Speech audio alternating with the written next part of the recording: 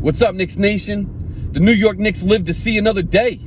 They won Game 5 last night, 112-103, and they head down to Miami tomorrow night for a Game 6. Still do or die, but at least they show you some fight, right? They show you some fight. JB, cold as hell last night. Second Knick in franchise history to have 30 points, 6+ assists, 6+ rebounds in a postseason game. The other Knick, Walt Clyde Frazier, JB is that good. Let's go. But the game didn't start off that way. No, sir. The game opened up with a Julius Randle 3, but then Randle got knocked in the eye by Bam. Got a black eye. Knicks a little off-kiltered, looked a little flat.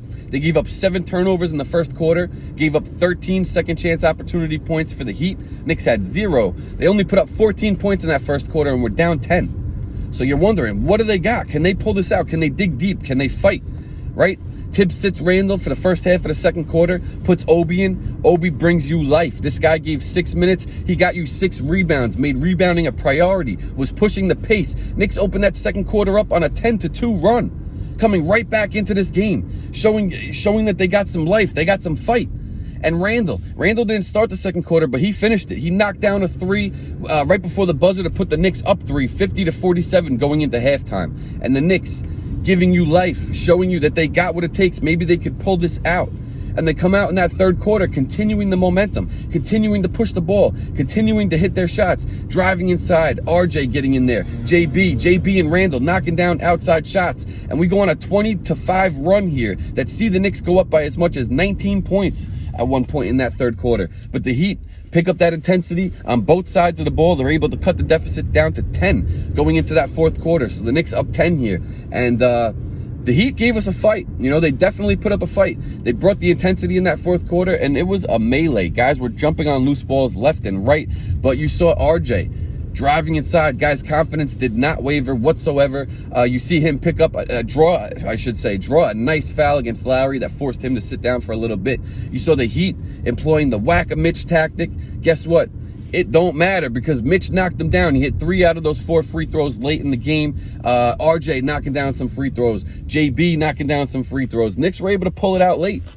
They pulled it out. 112-103 was that final score. JB, like I said, 38 points, 9 rebounds, 7 assists. He played the whole game, 48 minutes. He only had 1 turnover. JB was just on point. RJ Barrett played aggressive as hell, driving it in there nonstop all game long, put the pressure on the rim. That was a big piece in this game. The Knicks had 40 free throw attempts, 29 of 40 from the free throw line. The Heat, only 16 free throws. That, to me, was the difference last night. You won the battle on the boards, and you made getting to the line a priority. And those 2 keys right there were able to provide the Knicks a win, especially despite the bench play. The Knicks bench got outscored, I believe, 42-8, and it still didn't matter. Still didn't matter. Julius Randle played a great game after a little lackadaisical first quarter, right? Tibbs sat him first half of the second quarter. He came out and brought extra effort. That's what I noticed from Randle coming back from that sit. He had extra effort. He was playing with energy, playing with intensity, and it makes such a difference. When that's the Randle that you get, the Knicks are such a harder team to beat. And they showed it right there. They showed it. And you know what? They were able to play and stay calm, cool, and collected in the final minutes of this game. Even as the Heat were able to cut it to within 3 within the last couple of minutes, the Knicks still did not waver. You saw an RJ turnover. He wasn't able to get the ball in 5 seconds. But the Knicks still smothering defense, able to not let that affect them.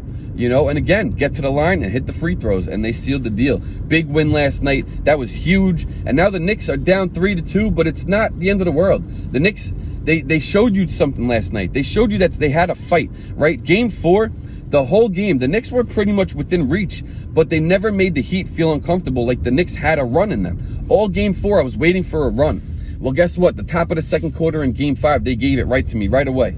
Right away, you saw a 10-2 run, another run in the third, 20-5 run. Big runs. These are the runs that you need in playoff games to help give yourself a chance. And they did that last night. They moved the ball. They played with pace. Like I said, they won the battle on the boards. They made getting to the line a priority, and all of these things helped win that game. Tibbs with a great adjustment in the second quarter, putting Duncan Robinson in PNR spin cycles. Let's go. Little adjustments like that. Changing the focus of where your ball is going and moving guys all around. Things like that. That's what we need to do. And I saw that last night. Our guys didn't stop. They didn't give up, and they pulled it out.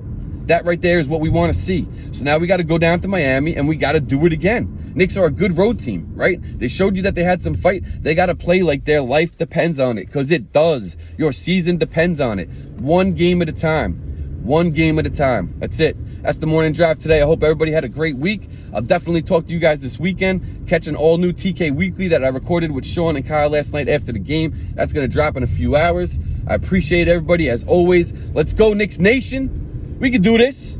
Let's go. I'm out. See ya.